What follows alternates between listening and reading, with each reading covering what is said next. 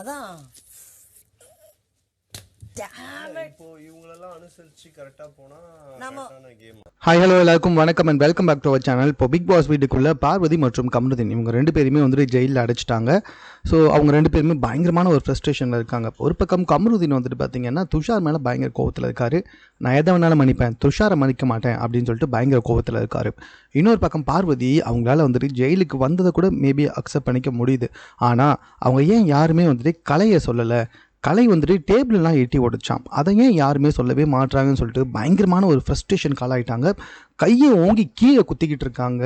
அப்புறம் அவங்க முடியெல்லாம் ஒரு மாதிரி பிச்சுக்கிறாங்க. ஸோ இந்த மாதிரி ரொம்ப ஃப்ரஸ்ட்ரேஷன் ஆன ஒரு லேடி மாதிரி ஆகிட்டாங்க. அவங்களால வந்துட்டு அதை டாலரேட் பண்ணவே முடியல. ரொம்பவே கடுப்பாயிட்டாங்க. இப்போ இவங்க 2 பேர் 24 மணி நேரம் ஜெயிலுக்குள்ளே தான் இருப்பாங்க. ஸோ உள்ளே இருக்கவங்க எல்லாருமே வந்துட்டு அவங்க நார்மல் வேலையெல்லாம் பார்க்க ஆரம்பிச்சிட்டாங்க. பட் பார்வதி அண்ட் கமருதீன் ரொம்ப கடுப்பில் ஜெயிலுக்குள்ளே போயிருக்காங்கன்றது தான் உண்மை.